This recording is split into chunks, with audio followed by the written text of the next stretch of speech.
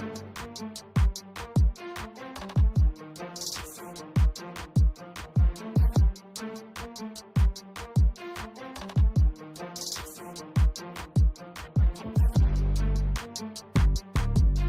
welcome to another exciting episode of the Andre the Beast Creighton Show. Another exciting show and definitely another exciting guest. Let me tell you where we're going with this show. I looked at the bio and was like, okay, this is thorough. And let me explain to you what I mean by thorough.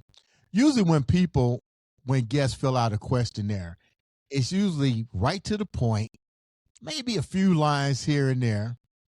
So I'm looking at this beautiful young lady's bio, and I said, shit.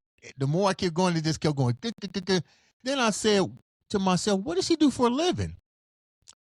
HR, human resource. That means she's thorough to every degree. But let me tell you something about HR people, which we had an HR celebrity on before, and I was truly amazed by their responsibilities. But what I'm learning out even more with the conversation with the beautiful young lady we're getting ready to interview is HR people have a tendency to almost have like this superpower, like this foresight, like they can kind of look through you and see if you're full of shit. Basically, what I'm trying to say, or if you have the capabilities to meet.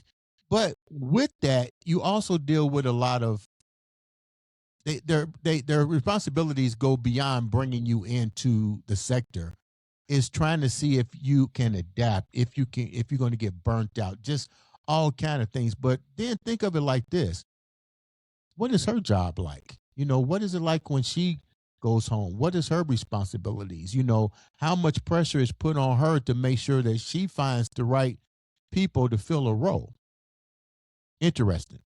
On today's show, we're going to talk to a beautiful young lady who definitely has that beast mindset, who took corporate America and decided to take it to a different level and start her own organization, her own, let me put it like this, giving back what she has been taught. Let's welcome to the show, Miss, make sure I get the name right, Sira Laurel. Did I get it right? That's right. That's an interesting name. What origin is that? Sira is a Hebrew name. Okay. Yeah. And Laurel is the etymology of that I'm not aware of, but my mom's first marriage was into a Jewish family, and the grandmother's name was Sira, and she thought it was just so unique that when she married very young, they ended up getting divorced. But years later, when she ended up meeting my dad, she had held on to the name. So that's how beautiful name. And I looked at it, I was like, okay, it's spelled different, but I was like, okay, I'll make sure I pronounce it right. Thank you for coming on the show. Let's go here. You're in beautiful San Francisco. Before we get started on this journey, tell the viewers a little about who you are. Sure. So I am the now founder and CEO of a consultancy called North of Normal, which is a leadership coaching and consulting firm that's focused on neuro leadership, which supports highly sensitive and neurodivergent leaders build work lives that actually work on their terms. And so I specialize in upgrading what I call our internal operating system, right? By understanding what's going on in here in the brain-body connection, which helps leaders manage their nervous system to avoid burnout and lead more effectively.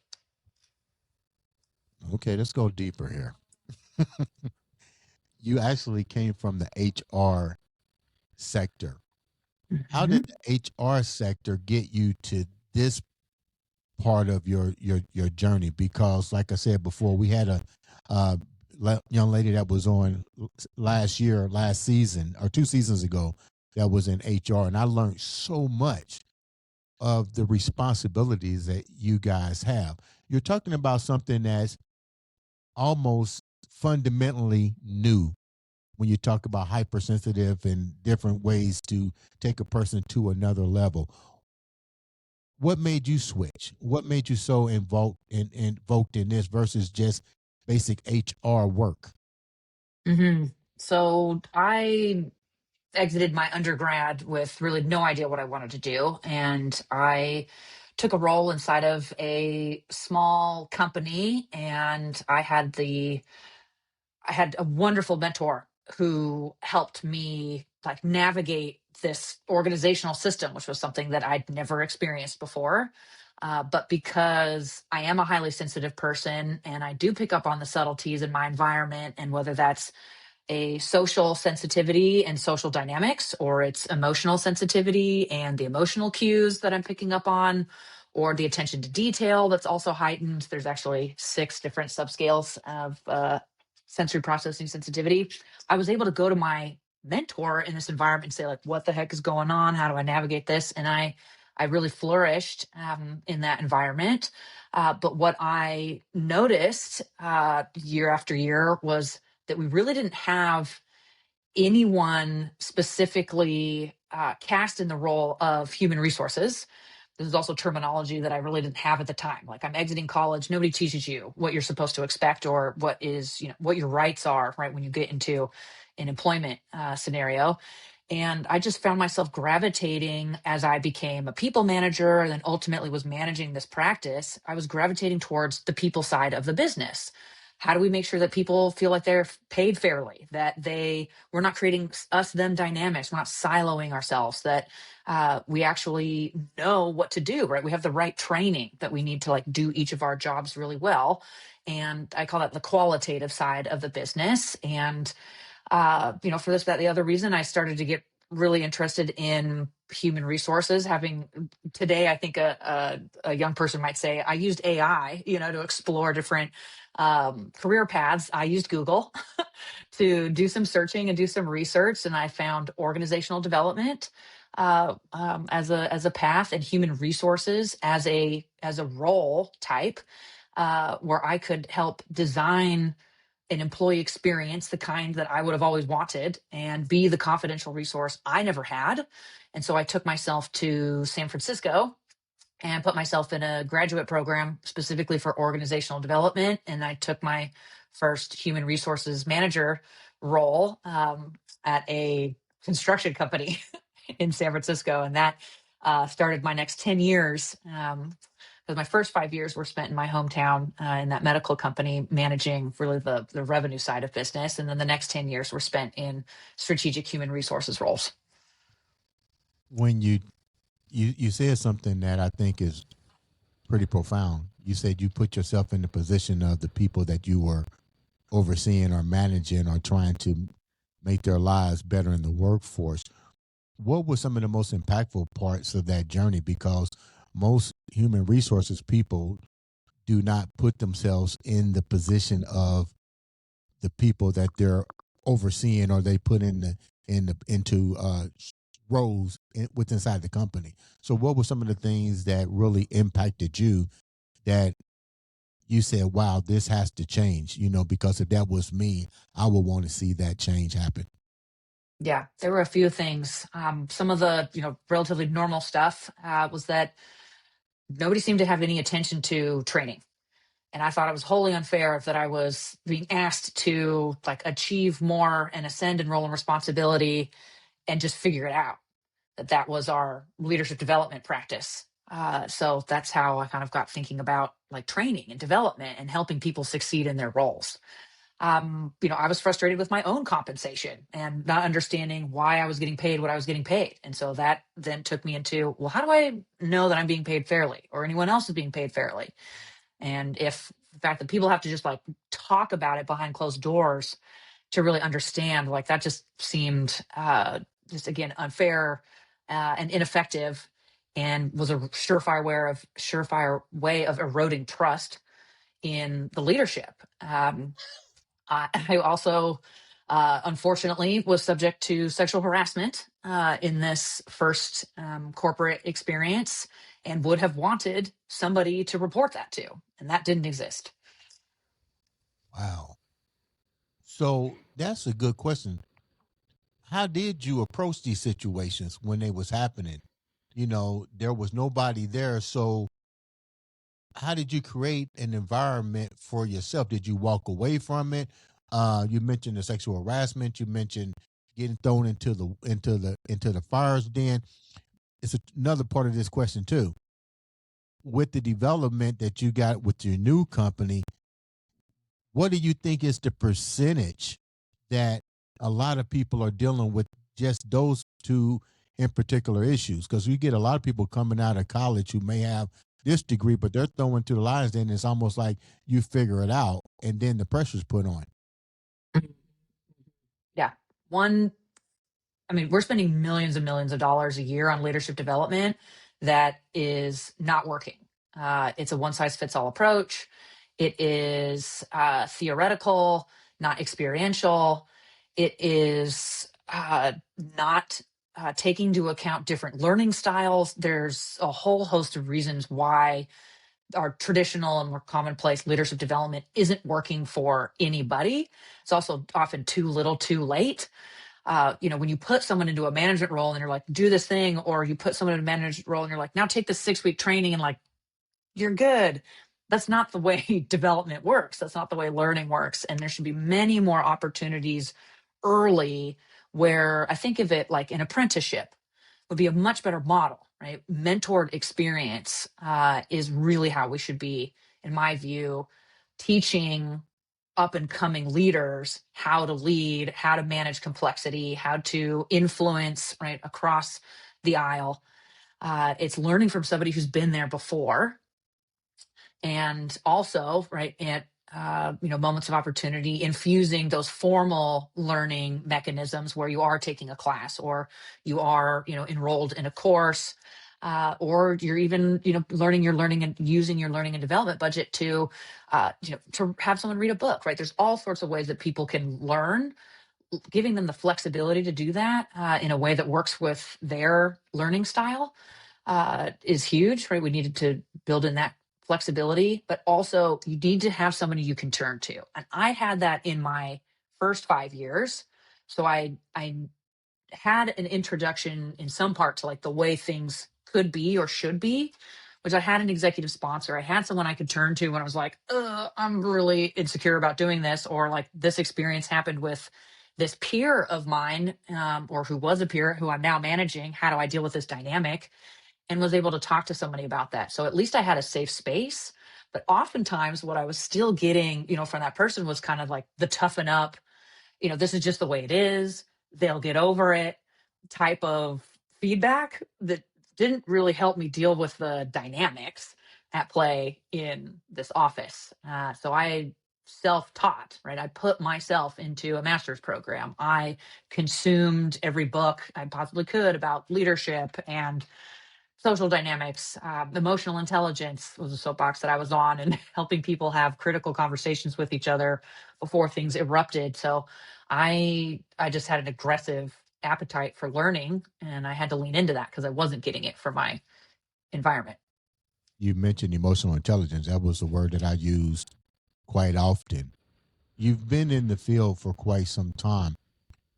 The question is, how many, how often were you put in situations that you knew the candidate was not leadership or emotional ready to tackle these things, but the pressure of production overseed that? And then, roughly, are most people, because they come out of college, are they really ready to be leaders? Let's be real. I've always had this philosophy that the system, which we're talking about, because I like the way you use that word, the system is designed to create laborers, a labor force, not a leadership role, not a mentorship role. So there's probably more followers in the system than there are leaders, because I would think you will have to have a strong emotional intelligence to be able to be a critical thinker, to be able to think outside the box, to assess critical, to be a critical thinker. I don't think a lot of people in this day and age have that capability. So, and with that being said, are they really ready to be leaders even though they come out of college with a degree? No. And that is not their fault, right? That we've designed educational systems that don't prepare people for the real world. Okay. We have all of this core curriculum that's required. Right. When is somebody actually using calculus unless they're actually doing that for their job? Right. Right? Like we have all these core requirements that people don't actually use. And we've taken courses out of early education and even college that somebody might want to pursue, Mhm. like the arts, right? Right. And we've just funneled everybody towards these really narrow opportunities. And we even took, home ec doesn't exist, right, where people learn how to balance a checkbook. Yeah. And yet, okay, go to college, right, like learn how to pay rent, spend money on your college experience and other bills. And then, okay, now you have a job, and maybe you have a good paying job, but do you know how to manage your money in a responsible way? No. And the babying that happens inside of specifically tech organizations, where like now we're doing your laundry for you and et cetera, like none of this is preparing people to for self leadership. Self leadership is fundamentally the first level of leadership, and that requires a high degree of self awareness, which is required at every other level of leadership, of course. But it's fundamentally you are leading yourself. Whether you ever have a formal role, right, as a leader, you are leading yourself in this life. Self-awareness is first and foremost, and with that, right, you're understanding how this system works and what your responses are to environmental changes, right, what your stress responses are. Then you can get into like the self-regulation that's required to be emotionally intelligent. How do I mitigate this emotional experience that I'm having right now because somebody said something that was stupid? Right. Right, and I don't want to impact this relationship even if I think that was a dumb thing to say. I want to maintain, right, a sense of uh, of of control. And Right. that's the next layer, is self-control. You got to breathe in the moment, right? You got to learn how to navigate what's going on inside of you in order to make that next move, which is self-control. Knowing when you're frustrated, knowing when you're tired, knowing what that does to your executive functioning. I can get a little snappy, I can get a little quiet, I can, whatever it is. Mhm. And then self-compassion and these other layers, right, of emotional intelligence, where once you have all those self pieces together, Mhm. only then can you move on to empathy and think about others. Right. So there's so many foundational self components of emotional intelligence, and we are not preparing people to self lead. And yeah, for me, as you're answering your question, right, it's like how often were people put in these roles, or we were asking people to do things that they weren't ready to do? It was all the time. And the excuse is always, we don't have enough time. We don't Right. have time to train. We don't have time to uh, it's, this is part of the reality of the human brain, is that, we do make short-term decisions, which is I'm going to save time now. I'll do it myself instead of teaching this person how to do it. Right. Um, and I'll just put them in a role because that's what happened to me. And if I figured it out, so can they. Right. Right. So there's all sorts of aspects at play when we make these decisions, but we are not that great at thinking about the second and third order effects, right? The long term ramifications of the decisions we make today. And we just don't calculate that the time that you're not spending now on training that person, on giving them feedback on how they did on an assignment, is costing you time, right? Mistakes, reversals later. Mhm. How do you? Let's go. Let's talk about you. Let's put you in this role. When did you start to understanding and get a clear understanding this isn't what you want to do? Knowing that the system is not ready at this time for that level of emotional intelligence. So let me break it down where it make a little bit more sense. Like you just said, you use AI. We now have automatically switched our brain to adapt to the new technology to enhance ourselves. So my question to you is, has the new level of technology helped to create better leaders in your viewpoint? Mm. Yeah. So your first question, when did I realize this wasn't for Yeah. me? I did experience a professional breaking point, right? Where in attempting to meet the needs of everyone else around me, Mhm. which was to get them the help they needed, the training they needed, the mentorship they needed, to be that confidential resource that I never had, I burned out.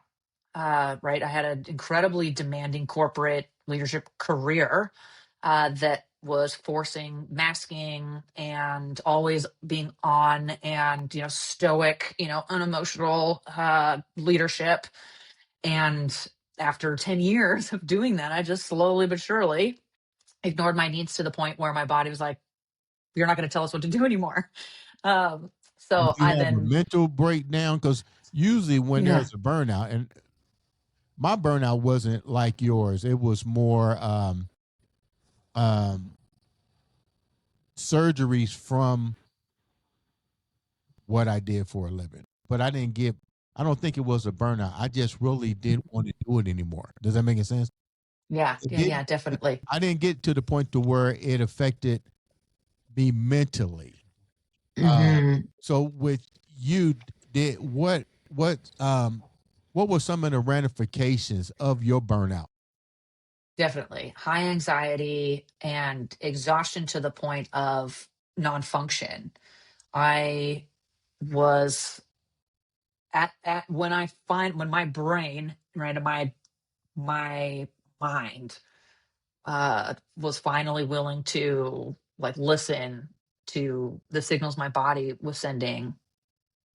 I was unable to get out of like a horizontal position for more than 20, 30 minutes at a time before having to go right back down. I'd take a meeting virtually, I'd be there barely just doing the task, and then I'd go right back down to lying on the couch or being in bed. So the physical exhaustion was such that I was barely functioning in my role. I was meeting all of my performance expectations, and everything else right in my life was non functional. Did they see this? Did they offer any type of assistance in the breakdown? Did they even know you had a breakdown? It's probably like, okay, this is what I tell people. In corporate, in any job title, this is what I mean when I say emotional intelligence. I can't grasp my thought around this, and you probably can because of your title and what you do now. I'm gonna use this as an example. I was a fitness director for Daimler Chrysler in the Ford plant and in Avon Lake, Ohio, and Twinsburg, Ohio. I remember this to this very day. So just remember, these individuals have been working for this company for years, family generation. They put all of their time and effort into that system. And I remember going to HR one time, and it was funny. It was almost like seeing cattle because they was like, "Hey, Andre, you need to put a fitness program together because they're not even using the gym." My job was to go in there and keep them healthy and to keep productivity going because the number of absenteeisms were out the roof. They don't make money like that. They have to pay out money. So when it was they got bought out, and it was so funny, they got bought out by a company who's I won't mention their name. They do a 5 year, 10 year plan. So they made all these individuals take a buyout. Well, they was pissed. They go, well, union's going to protect us. I said, union's not going to protect you from a company that wants to buy you out. It's not. That's not how that works. You know. So I asked a couple of them.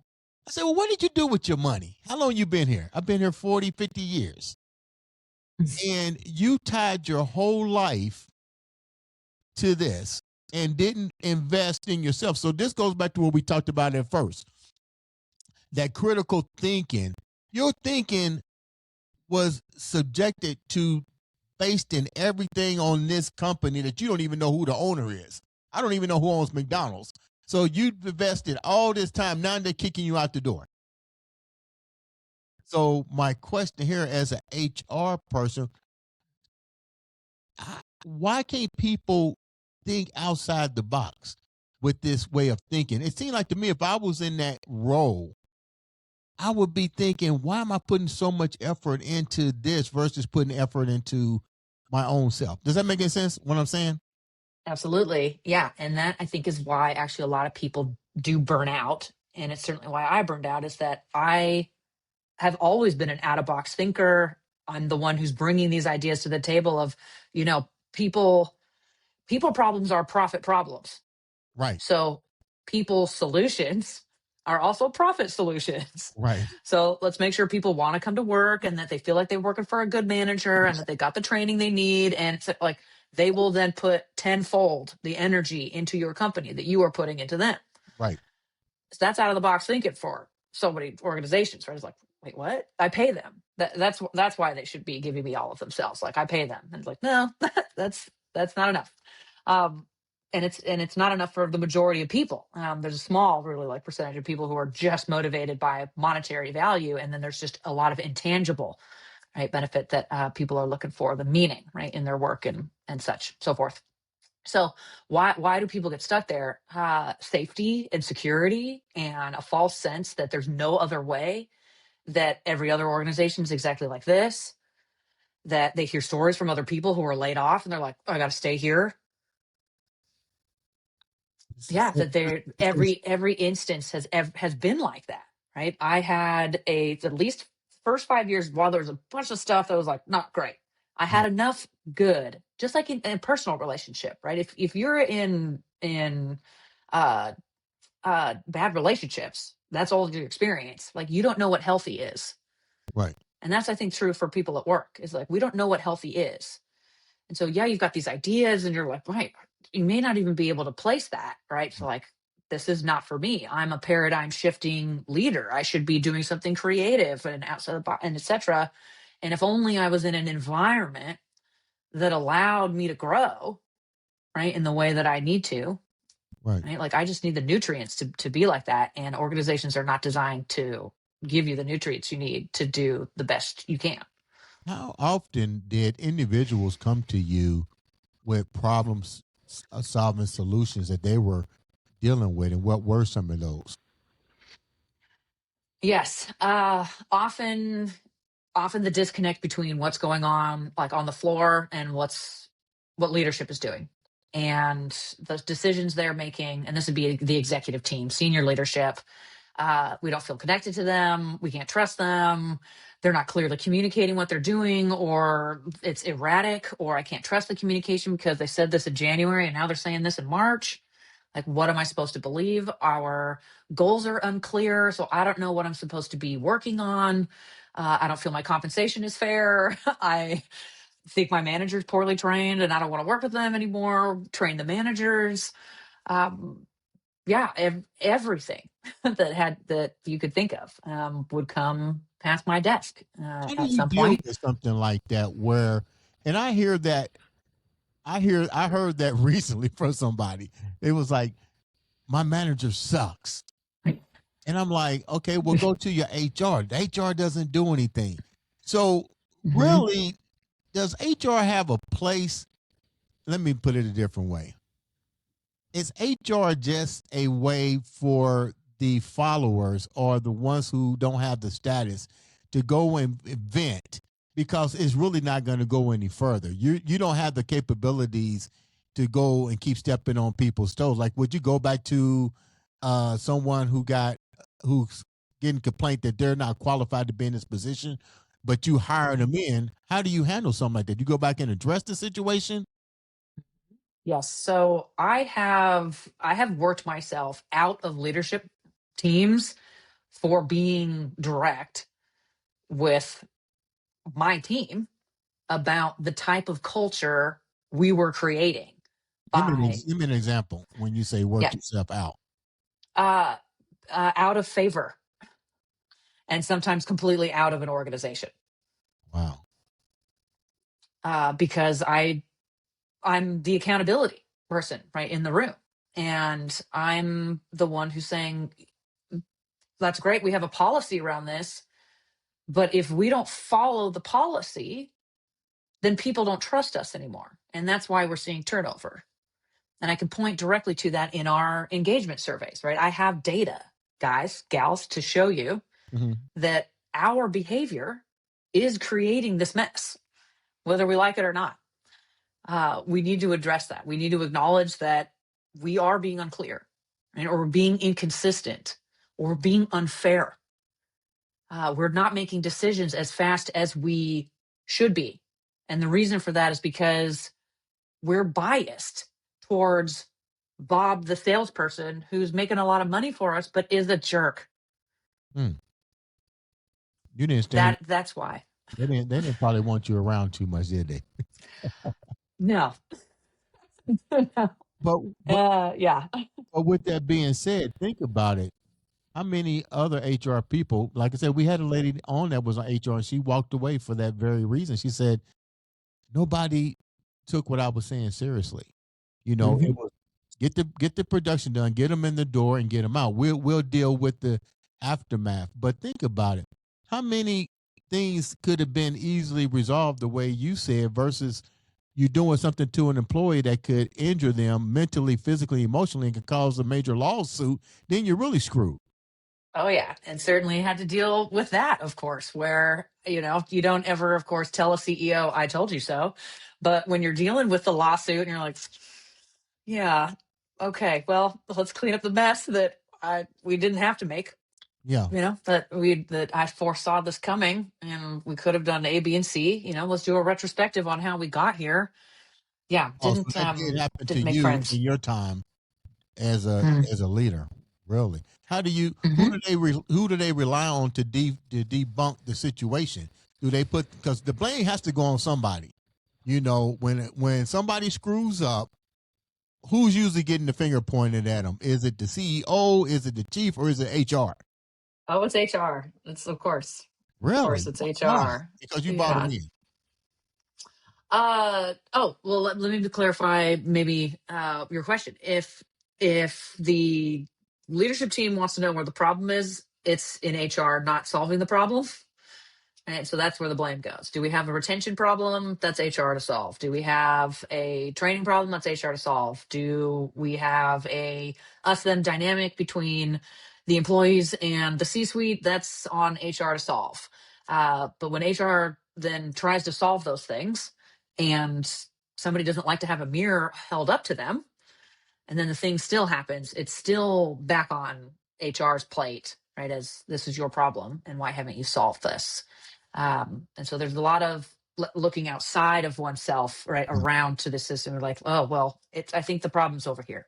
I think we need to just deliver some training. I think we just put a band-aid on whatever this thing is, or we separate these two instead of actually solving the rift in a relationship. We just separate them, put them on different teams, that type of thing. Um, yeah, speaking of hiring, I mean, certainly that's where the documentation comes into play, and why HR folks are so thorough is because when we make a recommendation to not hire someone, I want that on record, that I'm not the ultimate decision maker here in this interview process. It could be the CEO if it's an executive candidate, or it's the hiring manager, right, if it's an individual contributor. And we go through the process, right, as tightly as possible, Mhm. right, with few exceptions as possible. And I'm documenting, right, every step of the way where we've skipped a step, where somebody has gone around the process, like directly to the CEO to say, well, I know this person and they're really great, so I think we should bring Joe in here. Mhm. And then the CEO says, yes, let's do it. Yeah, you have to document those things, and HR has to document those things too. They're often doing it to protect the company, but they're also doing it to protect themselves. How often are HR people? I know you don't know the exact number, but let me use you for example. This is your platform. How many times have you been basically told off the record to turn the other cheek for nepotism, so to speak, like you just said, knowing that that person wasn't capable, knowing that they can cause more damage?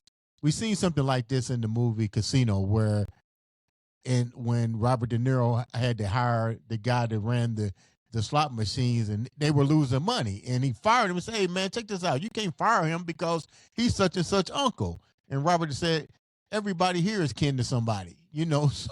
So what was that like for you? That has happened at every single company I've ever worked Really? at every single company any of my peers have ever worked at, other HR directors. We all talk about this. And our job is to minimize it, right? Wherever possible, is to minimize that bias and the nepotism that exists. Yeah, and the shortcuts that people want to take. And your idea when you're looking for candidates, and we're going to talk about your business because all this resonates. When you're looking for candidates for, let's say, a leadership, let's go with all the candidates. When you're looking for leadership, when you're looking for production, when you're looking for management, what are the skill traits that you look at, or what is the not skill trait? Let me rephrase this. What is the emotional intelligent package that you're looking for with each one of these type of categories as an HR specialist? hmm So when I am interviewing a candidate, of course, there's a set of technical skills that if I'm hiring for a software engineering role, I want to know that they can code. Or maybe today I want to know that they know what Claude is and they can vibe code.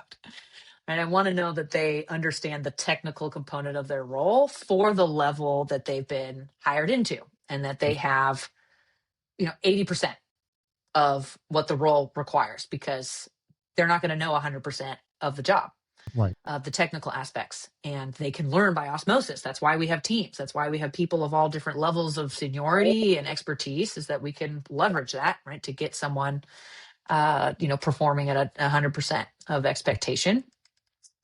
Outside of the technical component, which is honestly pretty easy, right, I'm looking for self-awareness, right? Do they have a literacy of their own operating system? Right? Do they know how to read themselves, and do they know how others read them? Mm-hmm.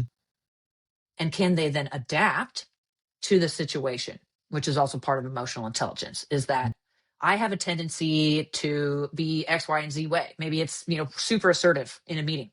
I have a tendency to be the first one to raise my hand, right? I'm contributing to that.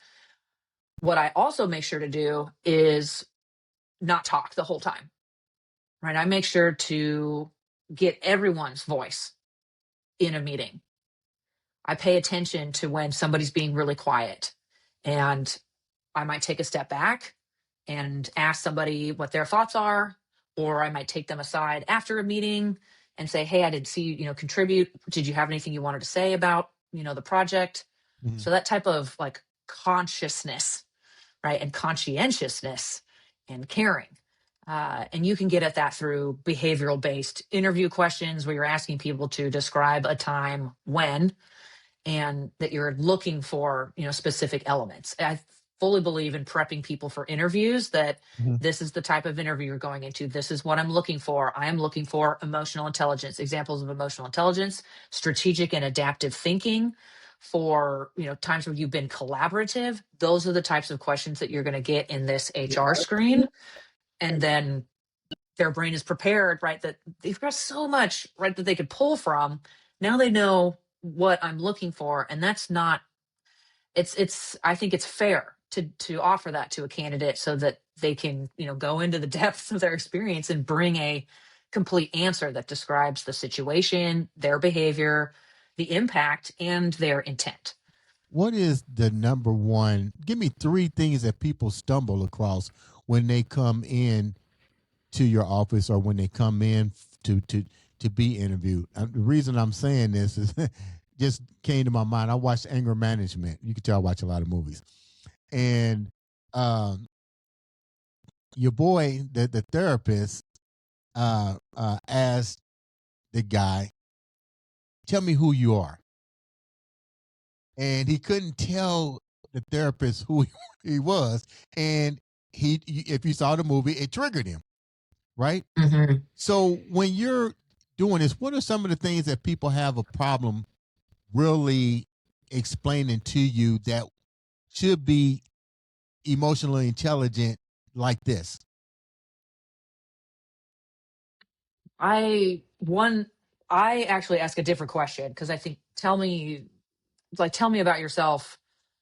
I want to know what's relevant to the job, right? Like, if I say, tell me about yourself, and you're like, well, I've got 4 kids and blah, blah, blah. I'm like, now we're going into protected class territories. Like, I don't actually want to know about your family. I don't want to know about where you live. I don't want to Right, know about your veteran status. These are all things that can present a bias, right, for an interviewer. right. So I say, tell me why we're here today. That's pretty And, pretty smart. and it's still broad, Yeah. right? They can talk about, well, I'm looking for growth opportunities, or like, I really love this role, or this, but it's still got a better boundary around it. So, in any case, that's a question I like going in with. And then, the more like structured, behavioral based interview questions. Hmm. But yeah, when you ask a question like, tell me about yourself, people go in all sorts of ways, and they then end up telling you every possible thing. You're like, we only have 30 minutes. So, I got to keep it tight and relevant. And that's particularly tends to be more difficult, of course, if you have very little interview experience. Right. So it's just unfair to present a question like that, I think, to a candidate. And just people who tend to be like long-winded and just gabby. That's how they've been successful, is like, I don't know what we talked about with that person, but they talked a lot and it kind of sounded like they knew what they were talking about. So I guess I'll move them forward. Like, that type of person, like, also just goes everywhere in an interview, and can easily be passed forward, just because they're nice, they're friendly, right? They're jovial, like, you had a good time. Yeah. Like, well, that is not an indication. That's, it's nice that they weren't a jerk to you, for sure. But it's, not a great indication of like how well they're going to do in the role. How do you know what? How do you let a person down without letting them down? Like you always hear this, Mm, you know. Well, we got some other candidates, but you're in the running. What is that really? What is yeah, that really? Is that a code that you guys use to say I really don't want him? But so that way he or she doesn't come back and do something that doesn't make any sense. How do you do that? sure. Yeah, if you've reviewed a resume, that person deserves at minimum that applicant tracking system response, via email that says, thank you, we've reviewed your resume, but we're moving forward with higher qualified candidates who we think are a better fit for the role. And I thank you for applying. Please stay in touch. That's at minimum, right? Like, close the loop. They took the time to apply. You looked at their resume, send them a freaking email, right? You could mass send emails to folks. It's not hard. Do not ghost your candidates, Right. please. Anyway, so that's one layer, one level. And then if they've gone through an interview process and you've got feedback, this is where it gets a little tough, right? Because HR, again, they're thinking about all the legal ramifications of giving someone like too much information, and whether or not that's going to come back. So but you can still be simply put that we thought you had experience, and like, good experience. We do have higher qualified candidates, or more qualified candidates, or candidates who we think are a closer fit for this role and what it demands. And so we're moving forward with them. But we really thank you, for the time you took, because we know that you have a lot of options to consider when applying. And so we don't take this lightly that you spend some time with us. Again, super simple. You can do that in a call, and they could maybe ask for some specific feedback. And a lot of times it's company policy, like, we don't go beyond, what we're describing for you today. But the fact that you had an interview does mean that we think you have skills, right? You do have skills that are of interest, right, to us. Mm. So take that as a positive, right? That we did interview you. So that's a big deal. Was it difficult for you to pivot into something that you're doing now? Because the Ugh. reason I said that was Mhm. because let's go back to what you said when we first started the interview. You really took an interest in the people that you was overseeing. So was it difficult for you to pivot at this point after the breakdown? I mean, at that point, no. I knew that or actually early, when I was going through my first master's in organizational development. At that time, I thought I am meant to work with systems, not within systems. But I didn't have, that I thought, enough of that lived leadership experience, right? Like, in the trenches dealing with real stuff, to go out on my own as a consultant and, be operating under my own banner. So I stayed inside, to the detriment of my system, my internal operating system, until my back was against a wall. And that does happen to a lot of consultants, is that What do you mean you're back they against the wall? What does that I mean? couldn't back against the wall. I had no other choice. Okay. right? But to leave and try something else. I probably, realistically was kind of like running from burnout, looking back at my, tenure, is that like one company would work just tirelessly to right a ship, to, get our house in order. And then once like the crisis kind of period was done, and there was that kind of next level of transformation that we could move into, and that people didn't want to move into. They're like, "Oh, people aren't leaving, as much as they were leaving, so I don't need the mirror held up anymore. Thank you." But no, thank you. That I was then asked to do really tactical stuff that is not where my zone of genius is. I am a change agent. I am really good at change management and getting us from point A to point B. But you can't really slow down, right? You settle in, and then those habits solidify, and then you get just kind of stale again. And that is a recipe for all sorts of disasters, in an organization if you get complacent. Right. So in any case, I, would work super hard, and there wouldn't be this like reciprocal like relationship with my external environment. I'll put it like, work didn't love me back, Right. and I was loving work. And that's a learning lesson for me, right? It's like, that's not a real, that's not a fair relationship, right? Um, so from one place to the next, I'd get excited about the new thing. I'd dive in, learn all the things, get into it. And then there'd be like at that 3 year mark, I'd be like, all right, that's enough. We kind of had enough. We need you to slow down.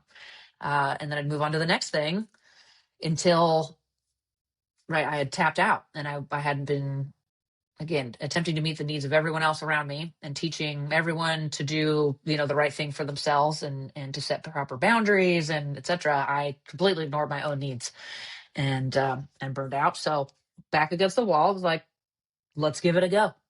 let's let's see if I can do this on my own, and take all the favorite parts of what I was doing, right, in my internal roles, and turn that into a business where I get to support the people who were most often in my office, who they may not have, self-identified or offered a diagnosis, although that definitely did happen because it was HR, but who tended to be the neurodivergent, the highly sensitive, the certainly creative, out of the box thinkers who were just like square pegs being like squeezed into round holes, the introverts, right? These were the people who were coming to my office going like, this is too much, and I'm like not able to like leverage my gifts in this environment, which is over indexing on the move fast, break things, make fast decisions, like don't think about the long-term consequences, just do it now, right? Like type of environments. How do you get the? This is a two-part question. Hmm. What individuals are best suited for your program, and more importantly, you're talking about a complete mind alteration shift in individuals that have been what they might think in a role, but not. Let me go deeper with this. Let's use COVID for example. When a lot of jobs were eliminated and people started to work from home, you've seen a lot of people that were realized, hopefully they realized, a few did, that their identity was attached to what they did. They were no longer uh, what we might call human. They was CEO, and the CEO was gone, but that's all they knew. They was a president in theory. They're no longer president no more. All jobs have been declassified, restructured, reorganized. So to go back to your program, what you created, how do you take individuals and basically reprogram them into thinking the way in which naturally you've already had that gift? Does that make any sense? Hmm. Yeah, I mean, you're touching on the word there, which is, absolutely a core part of what I do, which is identity. And we're seeing that again with this AI right? Revolution. This is yet another industrial revolution for us where the machines are taking our jobs and our identities are completely threatened, and our jobs are as well, right? The organizations, people who are running those organizations are implementing and adopting AI, and where we're not realizing gains immediately in the short term, we're then cutting out humans as opposed to maybe throttling back a little bit on this, AI thing that we don't yet fully understand and are just aggressively hoping is going to work. And that's obviously terrifying. And this is on the heels of all the PTS that we have still from the pandemic. Mhm. They're like, yes, it's over, but the emotional like ripple effect, right, is still that, okay, I lost my job then. Am I going to lose my job again? Or so and so lost their job, but they get, like, yeah, there's just been too much change too fast for everyone's human system, I would say, to properly process this change. Mhm. Right, first industrial revolution, we had generations to deal with, okay, the mechanization, right, of workplaces, or like the electrification of the United States took 40 years. Okay, the internet took about 15 years for it to get across the United States. Like, we've just shortened, and AI, we've been doing this for like now 4 years. Like, Mhm. it's too much. It's too much for this system, the only system we have, right? Like, there's no way of, we don't evolve that fast, right? Like, we can be adaptive, but there's such a thing as too much change too fast, especially on the heels of a traumatic event like COVID-19. So I work across multiple dimensions with a leader. And again, a leader could be just someone who's leading themselves, right? An individual contributor, because that's the foundation. But it could be someone who's leading others, or they're at that director level leading other leaders across the aisle, or they're actually leading an enterprise. So I work at all four of those levels. But the dimensions too, where it's like where an issue could live in how someone is effectively navigating themselves and their environment, is it could be on that individual internal level of identity and perception and beliefs and emotions. And oftentimes you got to solve for that first before you can move outside of that to, okay, well, how do I behave as a leader? What are the skills I need and the habits I have? And looking at workload to, okay, what system am I in, and what system is going to be best for my internal operating system, and what's the structure and processes and resources I have available to me, to even beyond that, okay, well, all of these systems are operating inside of this broader collective context of our society and culture, and where we're developing trust and meaning in relationships. So yeah, that identity piece, oftentimes, again, a leader might be looking outside of themselves and going like, my boss sucks, or my this business sucks, or oh, they're laying everybody off. And like, we have to go in, right, and ask ourselves, are we attached Mhm. to all of this too So, much? how much of this has to be deprogrammed? And more, what I guess I'm saying is, I guess you have to follow your what you talked about at first. I think you have to look and take strong accountability within yourself to see if you even have the skill sets. Kind of like what you said, if you don't tell the whole truth and nothing but the truth, you're not going to be able to get to these levels. So, how much of this is really true confessions when they come to you and say, look, this is where I'm weak. This is what I have a struggle with. I never should have been in this situation, or I'm in this situation, but clearly I didn't get the proper training. So, how authentic do you have to be to make the program that you have successful for the individual? Mm. And how vulnerable. And how vulnerable? Correct.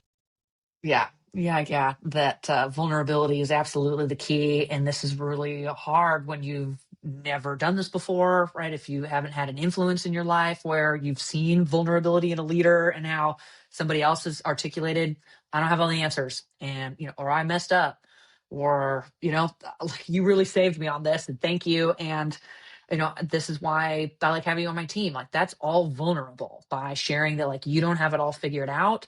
That is all vulnerable, and to use like Brene Brown's terminology, daring leadership, right? That's courageous, right? To not just be stoic and like have all the answers type of leader. So yeah, it absolutely requires vulnerability in order to be authentic.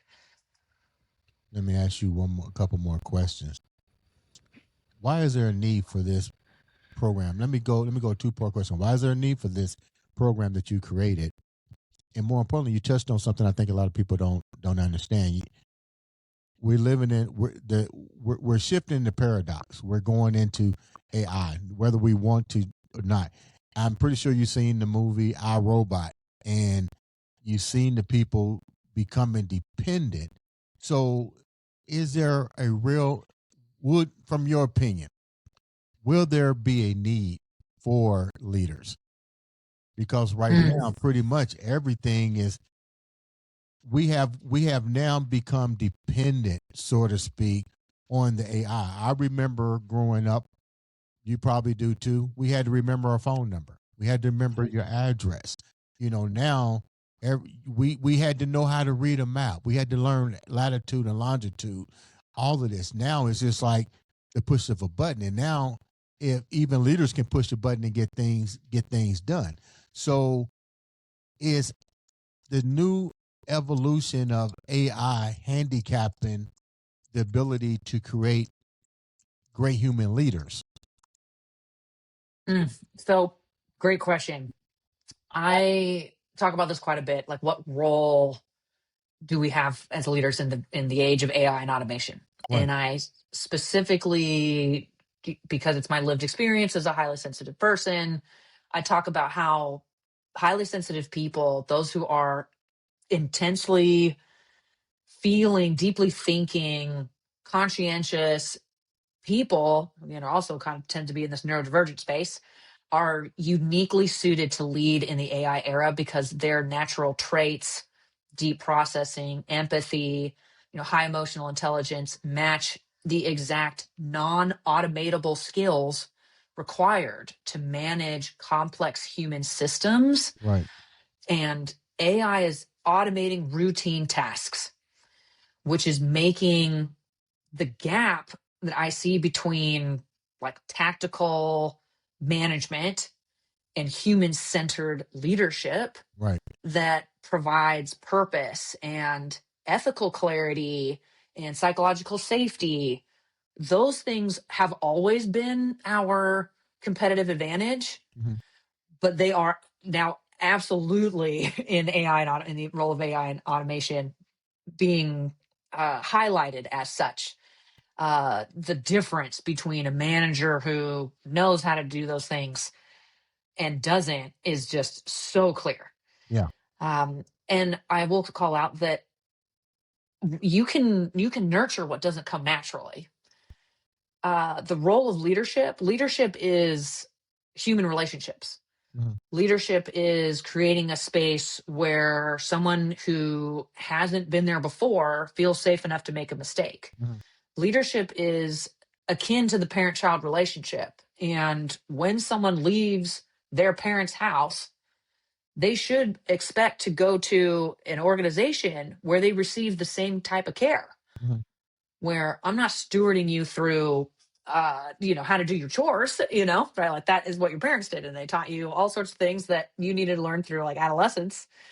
But I am teaching you how to be a professional human being, a steward of your team and of the planet, and how to be culturally sensitive because, oh, we're actually working not just across the team next door to you, but the team in another country. Like that is what leadership is. And that remains until humans aren't doing anything together anymore. Leadership absolutely remains, Mhm. and we do need to make the distinction between what is automatable by AI and yeah, toss that stuff to the machine, and what is what we augment, right, of our leadership. Right. So we can automate routine, low level complexity stuff, and the data analysis Right. for that superficial layer of the business intelligence. Right. But then the judgment, the critical thinking, the analytical thinking, the creative thinking, the ethical Because decision making, AI that can lives do with that humans. part of the No, technology. It doesn't have the human factor. So, no, um, let me go here it for does not have context. let me go here for our last question, and let me say thank you for coming on and sharing such great knowledge. Yeah. Um, Tell me a little bit about your program in general, how it can help individuals go to that next level. Sure. So I offer an advisory service where I work with someone one on one. Again, regardless of where they're at in their leadership journey, whether they're an individual contributor navigating just their own operating system in this new system, this way of work, to I'm a CEO leading the enterprise, and I need to create the conditions that enable the entire organization to adapt, perform, and endure. I work at all those levels, and I work across those four dimensions of what's happening internally at that individual level, to what your behavior looks like, to the systems you're operating in your organization, to the collective society that what we do inside of these organizations are impacting. So I diagnose. I think we work together to diagnose the whole system, internal and external, not just maybe an obvious part. Right. And the outcome is an adaptive human system that can sense and decide and evolve so that we are much more resilient and capable of adapting to change. And we're not fighting it, but we can actually flourish in it. Let me ask this last question. With your method, what's been the difference between a man and a woman both on equal scales after they done your program? Have you noticed a difference in overall leadership skills and between both of them, the man and the woman? Mhm. I have there have been no there's no statistical difference between like a man's ability to leverage these to leverage this program, to leverage this relationship, to develop the skill sets to be an emotionally intelligent leader. There is zero difference statistically between sexes, between genders, between ethnic backgrounds, between anything. Humans are so much more similar than we are different. There, of course, are differences in our upbringing and our cultural backgrounds that impact, our tendencies. But those are parts of ourselves that we can acknowledge. That I grew up in an environment that had a tendency to whatever the thing is, and I don't want to act on that tendency. I want to develop the self-awareness to know that I have a kind of reaction to this thing. Mhm.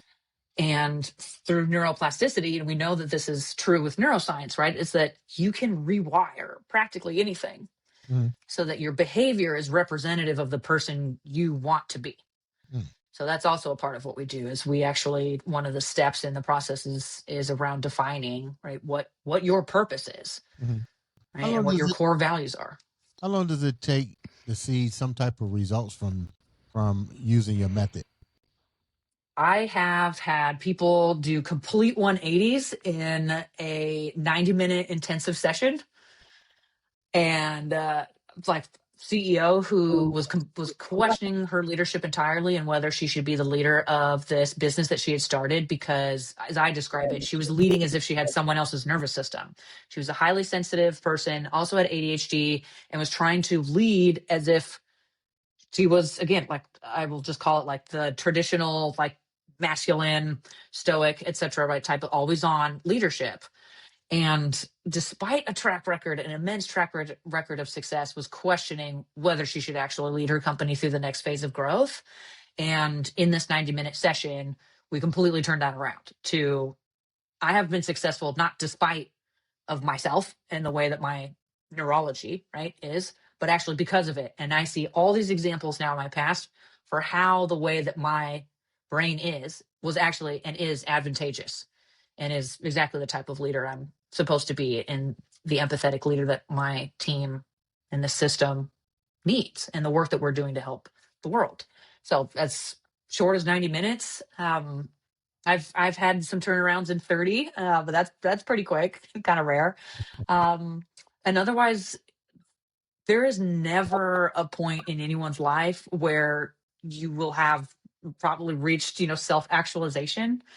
And so the goal isn't to get through a program. I don't have a package. I don't have we work together for 5 steps and then boom, you're done, go forth. We work through a challenge, however long it takes to work through that challenge until there is a meaningful shift. And then it's okay, now we have this visibility into ourselves and our external environment. Now what? What's the biggest constraint? Let's tackle that. Wow, that sounds awesome. How can the viewers reach out to you to know more about your program and all the goodies that you got to help take them to the next level of leadership? Sure. The easiest place to find me is at my website, which is www.siralaurel.com. I'm also on LinkedIn, YouTube, Instagram. You can find me on the social channels. Thank you so much. Ladies and gentlemen, make sure you subscribe, like, share, follow, click that button. All it takes is one click to make a difference in your life or to change somebody else's. Baby girl, thank you so much for coming on, sharing such a beautiful story, that beast mindset, resilience. I wish you the best. Ladies and gentlemen, Thank you. this has been another, and I do mean another, exciting episode of the Andre the Beast Creighton Show.